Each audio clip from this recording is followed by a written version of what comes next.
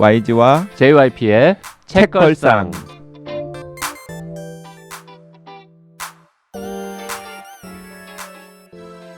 책에 관한 걸쭉하고 상큼한 이야기 YG와 JYP의 책걸상이 찾아왔습니다. YG 강량구입니다. JYP 박재영입니다. 자, 오늘 댓글 소개 빨랑빨랑 하고요. 멋진 게스트 소개해드리겠습니다. 근데 오늘은 제가 한 분의 댓글만 가지고 왔습니다. 한 분의 댓글만 가져왔다고요? 엄청 길어요. 그건 반칙 아닙니까? 왜 그분만 특별히 편애하는 겁니까? 일단 댓글도 별로 없었고요.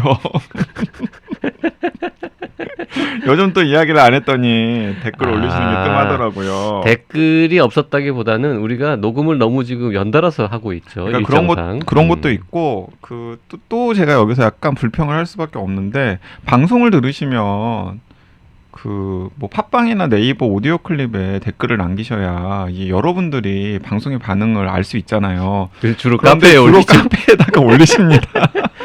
자, 아마 듣고 계실 독지가 카페에 계신 분들, 네, 남들이 볼 수 있는 게시판에도 좀 댓글 달아주시면. 네, 너무 이렇게 친한 분들끼리만 끼리끼리 놀면은 안 돼요.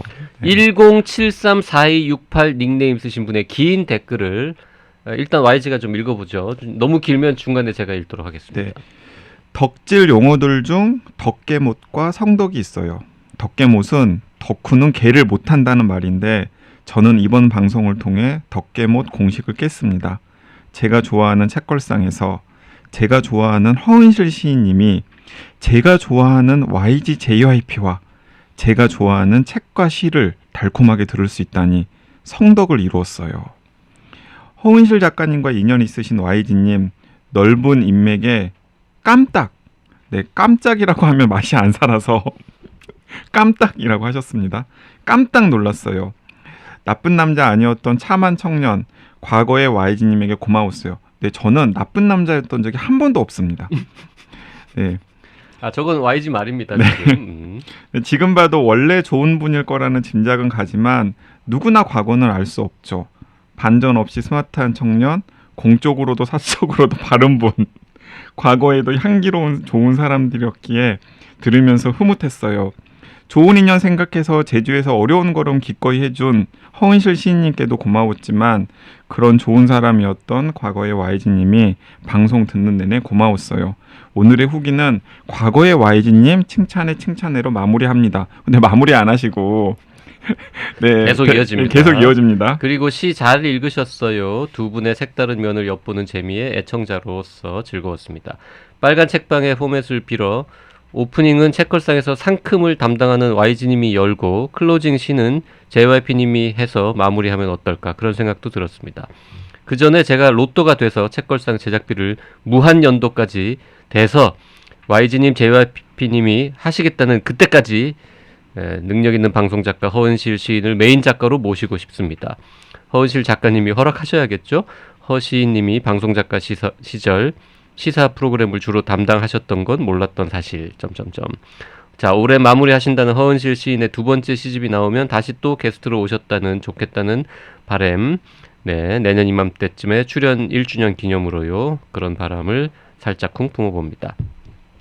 한 회차 방송이 될수록 이거 내년 방송은 어찌하나, 제작비 모집 또 하나, 방송 들으며 저도 슬슬 걱정이 되기 시작합니다. 진작 적금을 들어놨어야 하는데 미안하고요. 얼마면 되겠냐던 지난 유튜브 라이브 방송에 다른 분 채팅 글이 생각이 나네요.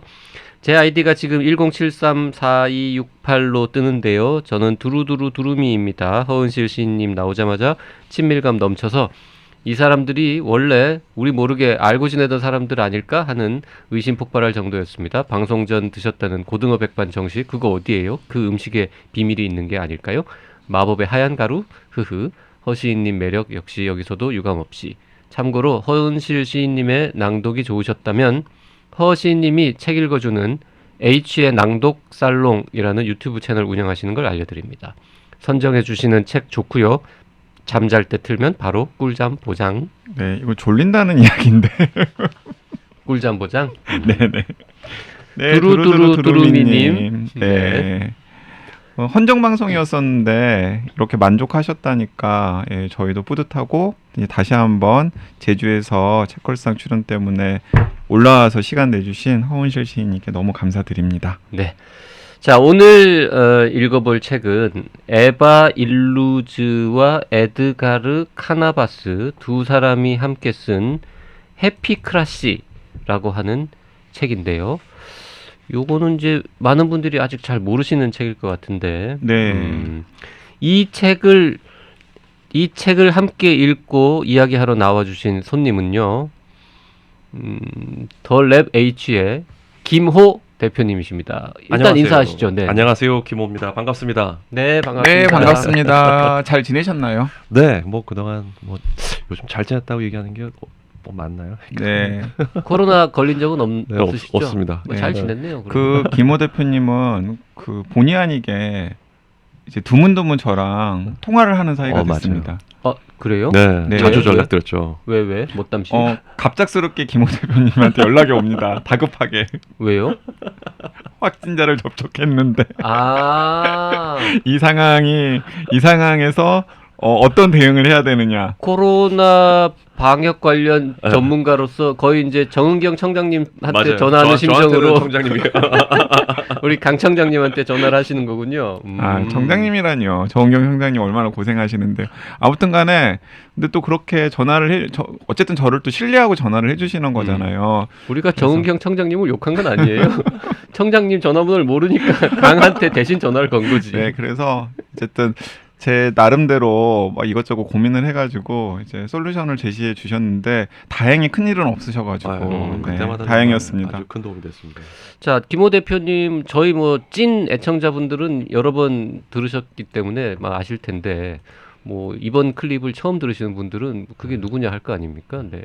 더 랩 H는 네. 뭐 하는 회사이고 본인은 어떤 사람인지 간단하게만 한번 소개해 주시겠습니까? 쉽게 말하면 그냥 커뮤니케이션 코칭하는 사람이라고 저는 보통 소개를 하고요. 그래서 기업체 임원분들 주로 대상으로 해서 뭐 리더십이나 커뮤니케이션 관련돼서 코칭을 하고 또 워크숍하고 그렇게 지내고 있습니다. 네, 과거에는 이제 PR 회사 네, 그렇죠. 에델만 일하시고 에델만 코리아의 대표도 역임하시고 네.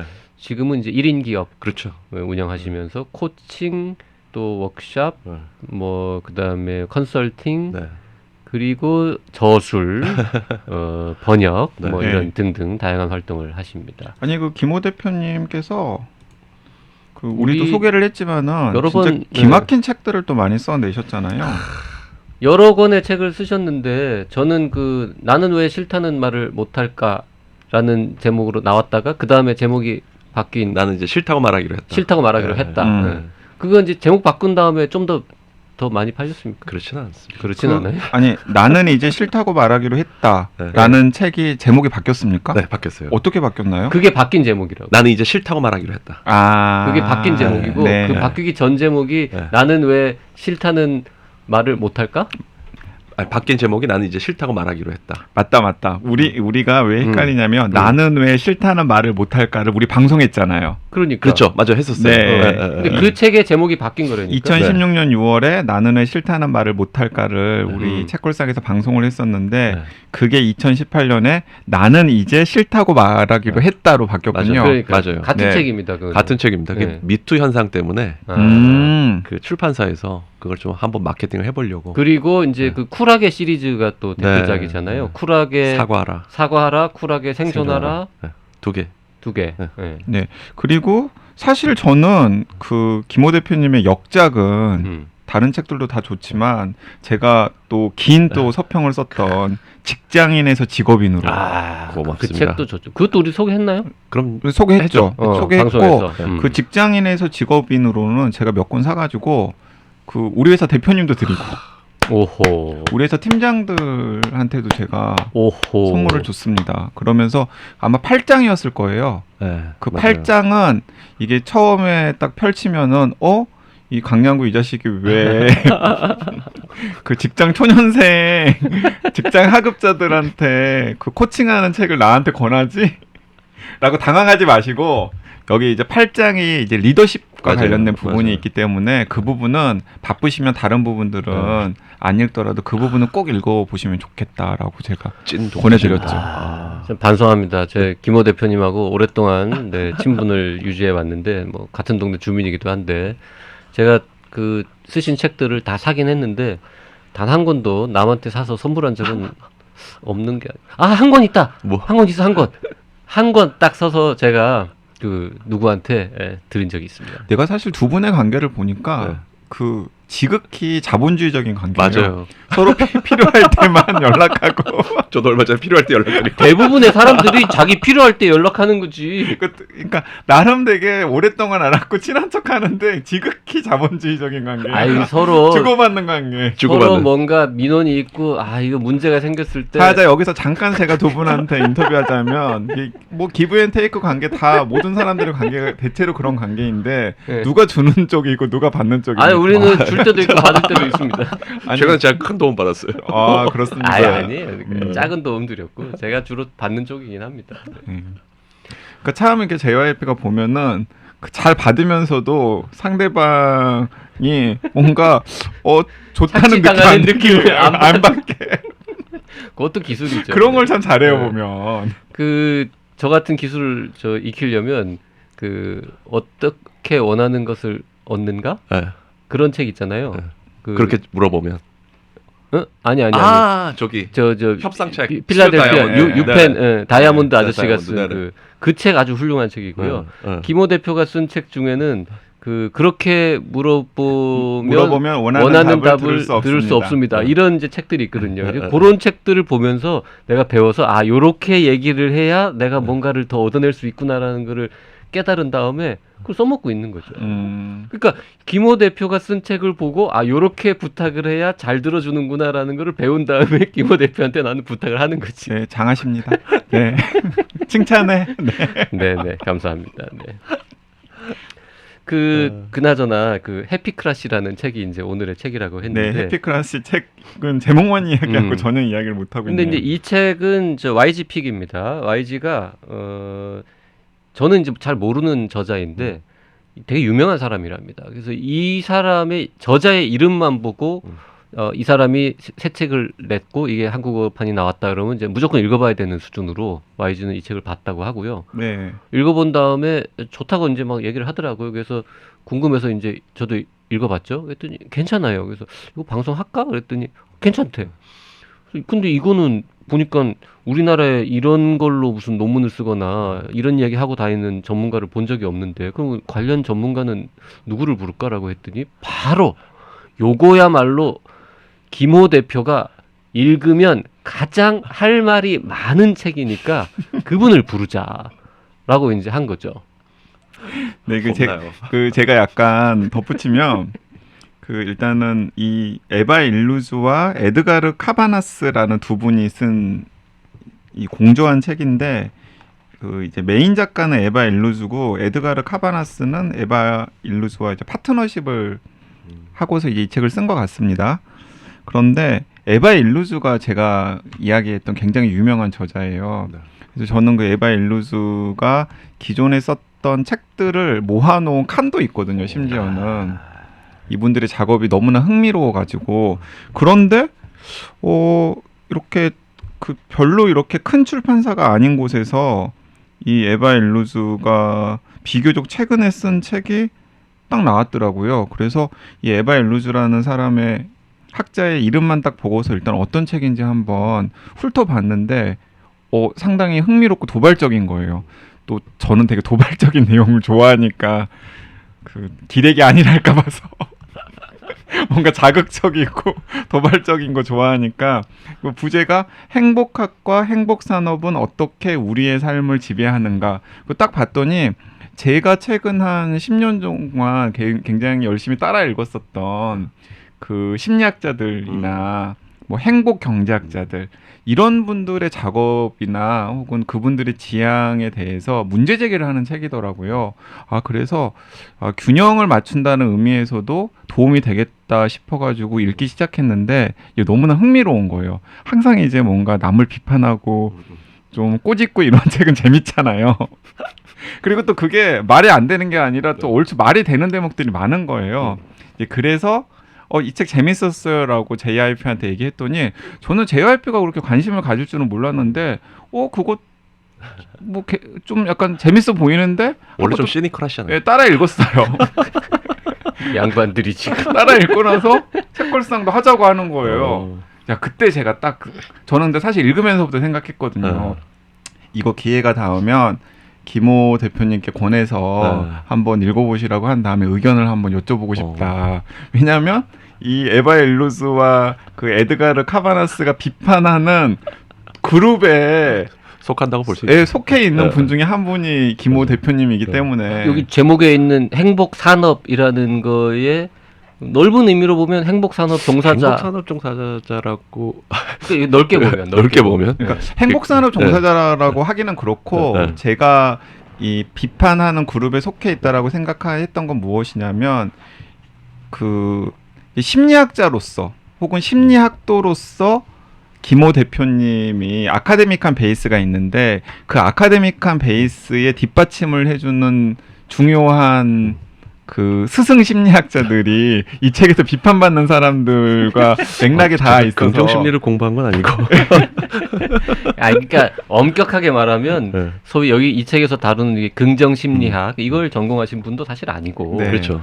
뭐 행복 산업 종사자도 사실은 아니고 행복학 이런 거 뭐 공부한 분도 아닌데 심리학자도 더더욱 아니고. 심리학자도 아니고 이제 굳이 따지자면 이제 박사학위를 카이스트에서 받으실 때 그 이제 사과 관련 뭐 신경 뭐 뉴런 맞아요. 뭐 이런 사람 마음 이런 걸 가지고 연구를 해가지고 받으셨으니까 넓은 의미의 뭐 심리학이나 이런 거 공부는 많이 하셨죠. 그리고 또 이제 그쪽에 또 밝으시고 그 어쨌든 그 YG나 JIP보다는 훨씬 더 밝으시고 그래서 그냥 제가 흥미롭게 독자로서 읽었던 걸 넘어서는 뭐 여러 가지 좀 포인트들 같은 것들을 책을 읽으시면서 짚으실 것 같다라는 생각이 들어서 제가 누굴 모실까 했을 때 김호 대표님 모시면 좋겠다라고 생각했죠. 저는 그런 점에서는 사실 오늘 이 자리가 다른 자리랑 달리 다른 때는 좀 제가 익숙한 거를 읽고 와서 여기서 얘기했었다면 아마 이 자리가 아니었으면 제가 이 책을 안 읽었었을 것 같아요. 네. 이 저자를 알지도 못했었고 그런 점에서는 조금 새로운 시각을 접할 수 있어서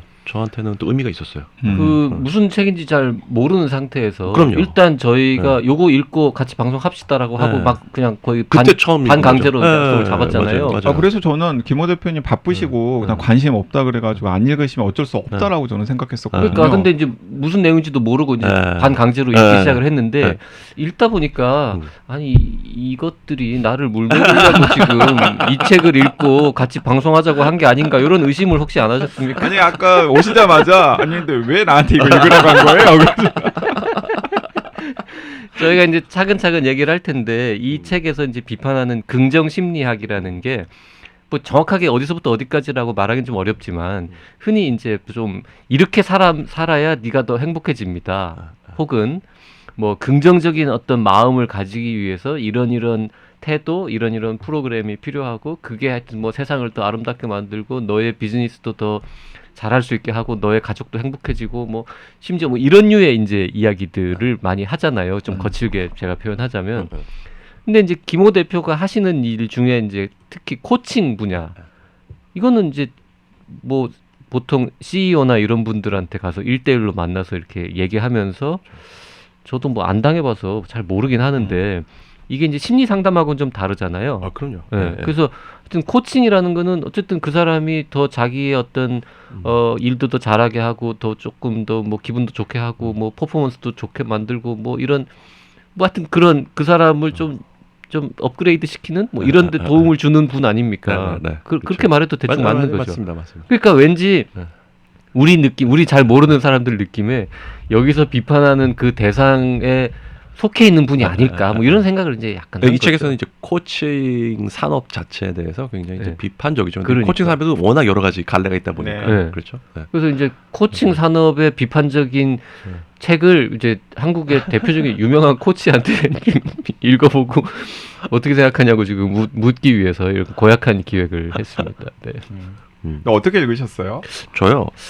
저는 사실 이 책을 읽으면서 다른 생각들이 많이 들었어요. 네. 첫 번째는 제가 굉장히 재미있게 보던 드라마가 스리생이었는데 최근 와서 좀 지루해졌어요.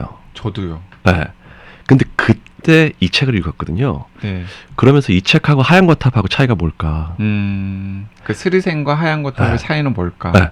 저한테는 스리생이 약간 긍정 심리학처럼 다가왔고 네. 행복 산업처럼 행복산업. 네.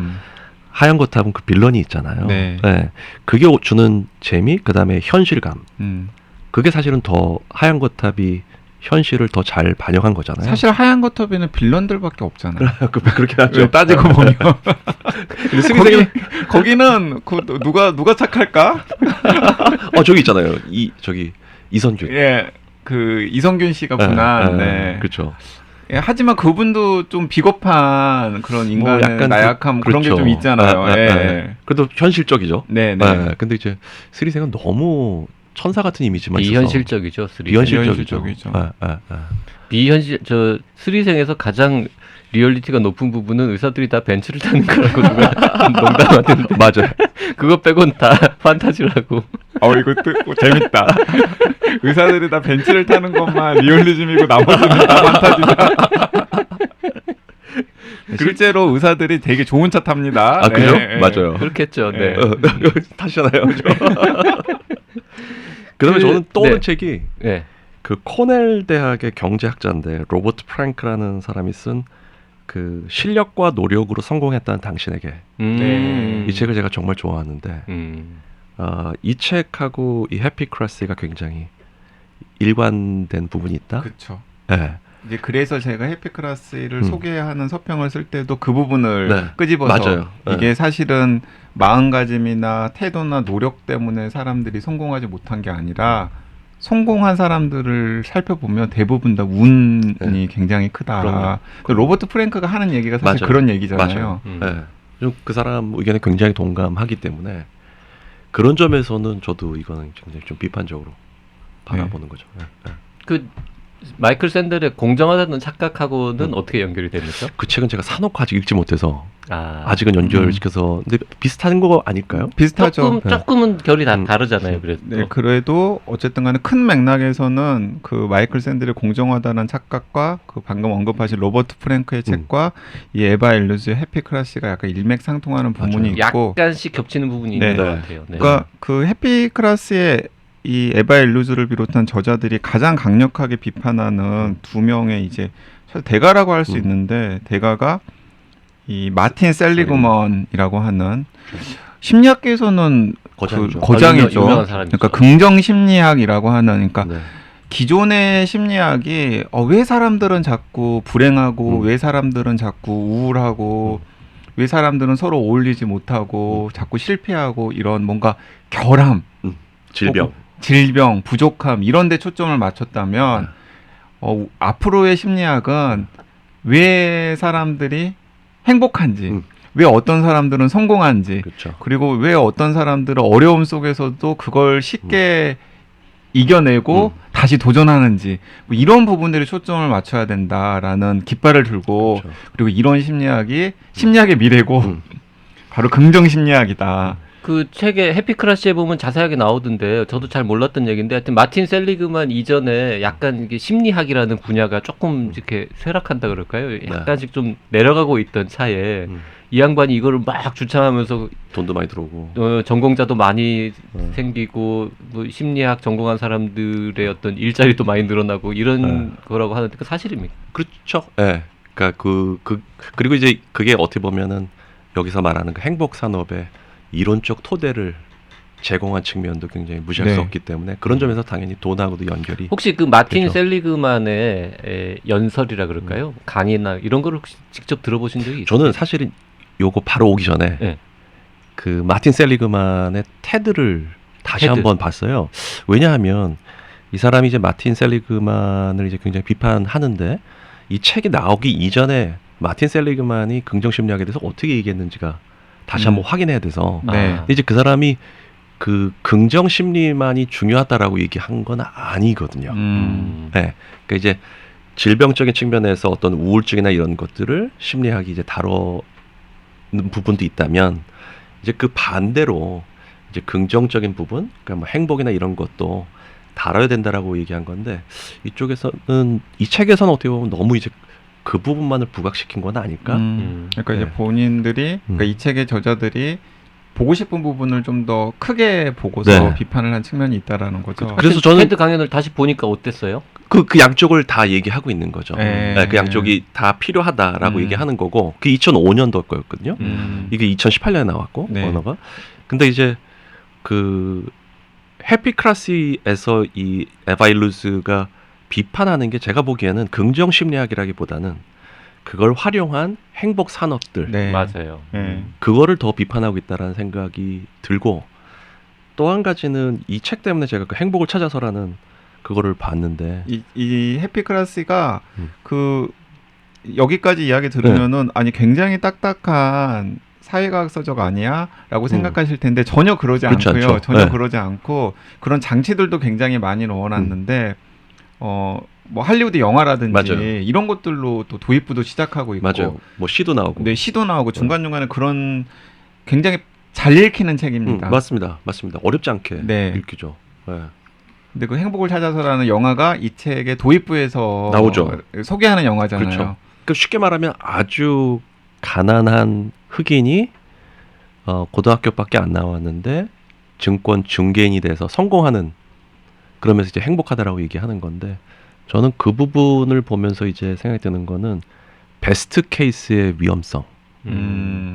그렇게 된 사람은 정말 소수잖아요. 소수죠. 그렇기 때문에 너도 가난하지만 열심히 하면 성공할 수 있어. 행복할 수 있어라고 얘기하는 거는 그건 완전 사기죠. 그 월스트리트 중개인이 된 네. 그 고졸 출신 실제 아프리카계 인물이죠. 미국인은 실제 인물인데 뭐 책에도 나오지만은 그 영화로 떴고 그 다음에는 이제 중개인을 그만두고 강연하고. 행복학 강연자. 음.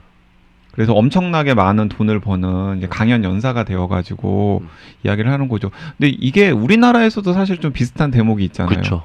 이제 우리나라에서도 성공하신 분들이 있고. 성공시대 포맷은 다 비슷하잖아요. 그렇죠. 근데 거기 있는 나오는 분처럼 뭔가 따라한다고 해서 다 그렇게 되는 건 그건 사실 아니죠. 아니니까. 아니죠. 그러니까 저는 그 상황이 최근에 아프가니스탄하고도 연결지어서 생각됐는데 만약에 우리가 아프가니스탄 지금 이 시대에 태어나서 있다면 과연 어떻게 될까요? 로버트 프랭크가 그렇게 얘기했거든요.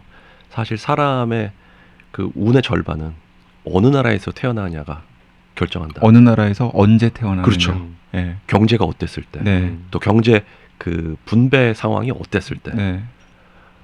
그러니까 그 부모가 누구냐 뭐 이런 것도 그럼요. 그러니까 이제 그거는 이제 네. 같은 그 나라에서 같은 시기에 태어났던 사람들 사이에서의 차이지만은 사실은 그 글로벌리하게 넓게 보면은 진짜 어느 나라에서 그렇죠. 언제 태어났는지가 가장 네. 중요한 거죠. 그렇죠. 우리나라도 IMF 때 그 대학을 졸업하는 것과 아닐 때가 너무 달라지잖아요. 네. 그 마틴 셀리그먼의 그 영상을 강연을 들어본 적이 있느냐고 여쭤보면 네네. 이제 저는 못 봤으니까 음. 이분이 정말 이렇게 사람을 홀리는 탁월한 연설 능력 뭐 이런 게 좀 있는 분인가요? 그렇게까지는 아니었는데 그냥 뭐 아무래도 대학 교수니까 네. 뭔가 혹하는 이런 게 있어요? 혹한다는 건 오히려 그 타픽에서 그런 것 같아요. 그러니까 너도 행복해질 수 있다. 약간 그런 것들 있잖아요. 마틴 셀리그먼하고 음. 그 김호하고 둘 중에 누가 더 강의를 섹시하게 잘합니까? 셀리그만이죠. 뭘 물어봐? 아니 그러면 잘하네 셀리그먼이. 셀리그먼 엄청난 엄청나게 사람이구나. 잘하는 거네. 칭찬인가? 아니 왜냐면은 이 JYP랑 그 YG가 이렇게 항상 그 주변 사람들 품평을 할 때 가장 안타깝다라고 생각하는 분 중에 한 분이 김호 대표님이거든요. 우리가? 저평가네. 왜? 아니, 그러니까 저평가되었다. 아, 저평가되었다고? 그러니까 김호 대표님이 무슨 요즘 지식인들이 많이 나가는 뭐 TVN이라든지 텔레비전이라든지 아니면 예능 프로그램이라든지 이런 데 나가서 입을 조금만 털어도 지금보다 훨씬 더 유명인이 돼서 책도 많이 팔리고 그럴 텐데라는. 안타까워할 필요가 없는 게 저분은 아주 행복하게 잘 살고 있고 먹고 사는데 지장 없고 그리고 TV에 잘 안 나가고 뭐 가끔 나가지만 더 많이 안 나가고 더 유명해지지 않는 건 저분이 다 훌륭한데 사기꾼 기질이 없어. 그게 문제야. 약간 이게 사짜 냄새를 풍길 줄 알아야 그게 TV 스타가 될 수 있는데 그러니까 그게 없는 거야. 그러니까 셀리그먼은 그것도 된다는 거 아니에요. 셀리그먼은 그것까지 있으니까 지금 그렇게 세계적으로 유명해졌겠죠. 아니 그리고 이렇게 돈을 엄청 당긴다는 거 아닙니까? 저는 거기까지는 몰랐는데 어마어마한 돈을. 네 어마어마한 돈을 당긴다는 거 아닙니까? 그것도 그 굉장히 많은 산업 분야에서 음흠. 우리 긍정 심리학을 키워주면 그 너희 산업에도 이런 식으로 도움이 돼. 그렇죠. 이러면서. 그러니까 이 긍정 심리학이 돈을 버는 방법 중에 하나는 뭐 책에 여러 가지 나오는데 예를 들면 이제 기업하고 말하자면 B2B 프로그램 같은 거를 같이 할 수 있는 거죠. 그럴 수도 있고 뭐 사실은- 직원들을 뭔가 우리가 이렇게 집단적으로 뭔가 이렇게 뭐 교육을 하거나 뭐 컨트롤 해가지고 이렇게 하면은 뭐 네. 이직률 떨어뜨리고 직원들이 더 신나게 열심히 일해가지고는 뭐 10개 만들던 걸 뭐 15개 만들 수 있게 하고 뭐 이런 식의 이야기를 그렇죠. 하면서 네. 예, 기업하고 비즈니스를 하는 이런 것도 가능하니까 그렇죠. 맞아요. 돈 버는 방법은 뭐 굉장히 여러 가지인 네. 거죠. 그 이제 반드시 이제 비판을 받아야 되는 부분은 이게 모든 걸 개인의 노력에 달려 있다라고 네. 바라보는 부분. 그 이제 태도의 부분과 이제 이론적인 부분 두 가지가 이제 있다라고 저는 생각을 했는데 이제 이론적인 부분은 어쨌든 간에 행복해져야 한다라고 할 때는 그 행복이라는 게 정의가 되잖아요. 그렇죠. 이런 게 행복한 거야. 근데 이 해피클래스의 저자들은 개인의 행복이나 공동체의 행복이라는 게 과연 정의가 될 수 있을까에 대해서 일단 근본적인 물음을 던지고 그렇죠. 이제 거기에서부터 이제 마틴 셀리그먼이나 아니면 뭐 리처드 레이어드 같은 흔히 이제 행복 경제학을 창시했다라고 하는 이제 경제학계의 되게 거장이죠, 그분도. 네. 이제 그런 분들의 이론적인 허점이 있는 것 아니냐라고 이제 공격하는 것도 저는 일단은 고개가 끄덕여졌고 네. 이제 또 하나는 이제 태도의 문제나 이제 실천 전략의 문제에서 자 행복해지기 위해서는 노력해야 돼. 그리고 you can do it. 너도 할 수 있어. 그리고 긍정적인 마음가짐을 가져야 돼. 뭐 회복 탄력성을 가져야 돼. 이제 이런 부분들로 이제 포장이 되고 그렇죠. 이제 그게 행복 산업이랑 연결이 되는 거잖아요. 왜냐하면 개인에게 그런 진취적인 생각을 자극해주기 위해서는 이제 코칭 같은 게 필요하고 거기에서 이제 돈을 버는 사람들이 생기고 그렇죠. 유명한 강사가 생기고 네.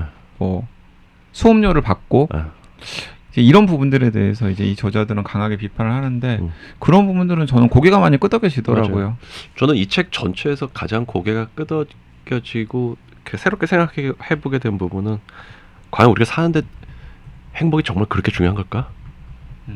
지금까지는 막연하게 그래 행복하게 살아야지 되도록이면 했는데 그게 정말로 꼭 중요한 걸까? 그런 의문을 갖게 된 것 같아요. 네. 자, 그 얘기는 다음 시간에 계속 이어서 하고요. 일단 오늘은 하나만 더 확인을 하고 갑시다. YG가 에바 일루즈라는 사람의 이름만 보고도 네네네. 이 책을 읽어야겠다라고 생각했고 그 책장에 에바 일루즈 코너가 있다. 여러 권이 꽂혀 있다라고 하는데 에바 일루즈에 대해서 조금만 소개를 해주고 이번 편은 마무리해 볼까요? 이제 에바 일루즈는 프랑스의 사회학자인데요. 이제 프랑스의 사회학자인데 사실 프랑스의 사회학자가 미국에서 되게 인정을 받기는 그렇게 쉽지가 않거든요. 또 미국 그 사회학자들의 엄청난 자부심 같은 게 있기 때문에 외국에서 아무리 좋은 작업을 하더라도 특히 영어권이 아닌 곳에서 중요한 작업을 한 사회학자를 그렇게 인정을 하지 않는데 이 에바 일루즈는 프랑스 사회학자인데 이제 미국 사회학계에서도 굉장히 인정을 받은 그래서 좀 국제적으로 굉장히 유명해진 사회학자인데 이제 몇 권의 이제 중요한 책들이 있는데 이 에바 일루즈가 감정자본주의라고 하는 나름의 영역을 구축을 했어요. 그러니까 흔히 이제 자본주의와 감정은 전혀 어울리지 않잖아요. 네. 근데 이제 자본주의 사회에서 감정이라는 것이 도대체 어떤 식으로 소비되고 있고 어떤 식으로 거래되고 있는지에 대해서 약간 현미경을 들이댄 학자라고 할 수 있는데 이제 그 연장선상에서 이제 몇 가지 결과물을 내놓았는데 우리나라에서도 에바 일루즈가 유명해진 계기가 사랑 시리즈예요. 그러니까 2011년에 사랑은 왜 아픈가? 2013년에 사랑은 왜 불안한가? 그리고 2018년에 사랑은 왜 끝나나? 라고 하는 사랑 3부작을 펴냈고 그 사랑 3부작이 우리나라에 소개가 되었는데 일단 제목부터 약간 도발적이고 섹시하잖아요. 그래서 에바 일루즈나 혹은 사회학에 큰 관심이 없는 일반 독자들도 좀 많이 들여다봤나 봐요. 이 책을.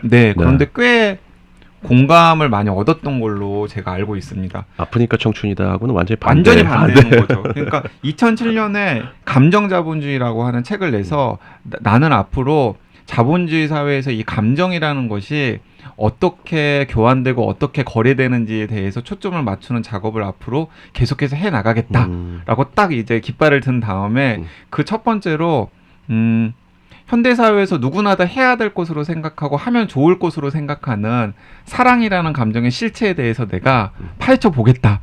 그러면서 맨 처음에 딱 내놓은 게 사랑은 왜 아픈가예요. 그러니까 왜 사랑은 왜 아픈가는 처음에 관계를 시작하는 데이트를 시작하는 연인들에게 이렇게 딱 현미경을 들이댄 거죠. 그러니까 처음에 사랑을 시작했으면 당연히 행복해야 되잖아요.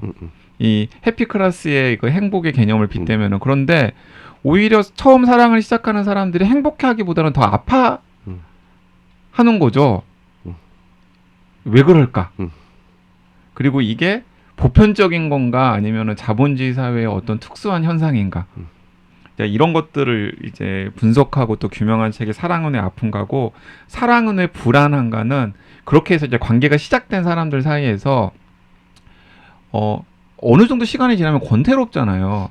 그런 권태로운 관계를 극복하기 위해서 은밀한 침실에서 다양한 시도를 하는 연인들에게 현미경을 들이댄 거죠. 예를 들어 뭐 사디즘이나 마조이즘이나 뭐 이런 것들에 대해, 이런 것들을 하는 연인들의 그런 심리 상태, 그 마음가짐, 왜 그렇게까지 하면서 사랑을 유지해야 되는지.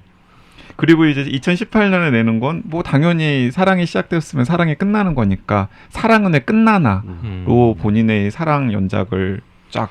그게 다 번역돼 있습니까? 네, 그게 다 다 번역되어 있고요. 아. 심지어는 이제 감정 자본주의 전에 이분이 아마 박사 논문을 오프라 윈프리 쇼로 박사 논문을 썼을 거예요. 하는. 오프라 윈프리 위대한 인생이라고 하는, 그러니까 오프라 윈프리가 어떤 식으로 성공했고 어떤 식으로 사람들을 홀렸는지에 대해서 그 엄밀하게 이렇게 학자적인 시각으로 이렇게 쭉 정리한 책이 오프라 윈프리 위대한 인생인데, 그것도 오프라 윈프리가 이 경쟁이 가장 치열한 시장 중심의 자본주의 시대, 그러니까 1980년대부터 오프라 윈프리가 뜨기 그렇죠. 시작했잖아요. 그렇죠. 네. 그래서 1980년대부터 21세기 초까지면은 어쨌든 간에 자본주의 약육강식이 가장 날것으로 드러난 때인데, 그때 왜 하필 사람들은 오프라 윈프리 쇼 그리고 오프라 윈프리에 열광하게 되었을까? 이제 그걸 이제 규명한 게 이제 오프라 윈프리 위대한 인생이라는 책인데, 이 책들이 다 국내에 번역이 되어 나왔어요. 기사들도 많네요. 네. 정말 번역 많이 돼 있고요. 지금 찾다 보니까 놀라운 거는 에바 일루즈라는 이름의 책도 있습니다. 한국 학자가 에바 일루즈의 사상을 해설해주는 이런 책도 있고, 아까 YG가 얘기한 사랑은 왜 불안한가, 요거는 그 유명한 그레이의 50가지 그림자를 가지고 쓴 책이군요. 네네. 해설하면서. 그래서 세트로 사랑은 왜 아픈가, 사랑은 왜 불안한가, 사랑은 왜 끝나나는 그 돌베개 출판사에서 다 나왔는데 세트 판매도 하더라고요, 심지어는. 그거를 YG는 다 봤단 말이죠. 아, 저는 사랑은 왜 아픈가랑 사랑은 왜 아픈가는 읽었고, 사랑은 왜 불안한가랑 사랑은 왜 끝나나는 꽂아두고서 중요한 내용들만 내용만. 조금 발췌독했어요. 제가 완독은 하지는 못했습니다. 그러면 감정 자본주의나 사랑 연작 시리즈하고 지금 이번에 소개하는 해피크라시하고는 어떻게 보면 뭐 연결이 되는 것 같기도 하고, 다 부정적이죠. 어떻게 보면 좀 안 되는 것 같기도 한데 그러니까 오히려 이 감정 자본, 사람들이 열광하는 것에 대해서 꼭 그렇게 열광해야 돼? 그 열광이 뭔가 잘못된 것일지도 몰라, 이렇게 지적질하는 작업을 많이 하시는 분이 많이 하는 분이고, 네. 사실은 일맥상통한 측면이 있는 게 그 2003년에 오프라 윈프리 위대한 인생 편했고 2007년에 감정 자본주의 편했을 때 그때부터 약간 해피클래스의 문제의식을 가지고 있었던 것 같아요. 약간 오프라 윈프리 쇼가 또 행복 산업의 그렇죠. 중요한 플레이어 중에 하나라고 할 수 있잖아요. 맞아요. 그리고 오프라 윈프리가 그 오프라 윈프리 쇼만 해서 돈을 버는 게 아니라 다양한 코칭 산업이라든지 아니면 그 해피 굿즈 같은 거, 네. 그리고 그렇죠. 그런 채널도 운영을 네, 하고 그러면서 그 또 막 자신의 이제 그 영향력을 더 확대하고 부를 더 쌓고 있는 상황이니까, 그러니까 어쨌든 본인의 작업에서 되게 이단적인 작업이라기보다는 그냥 그 문제의식의 연장선상에 있는 연장선 작업이라고 같아요. 생각을 해야겠죠. 맞아요.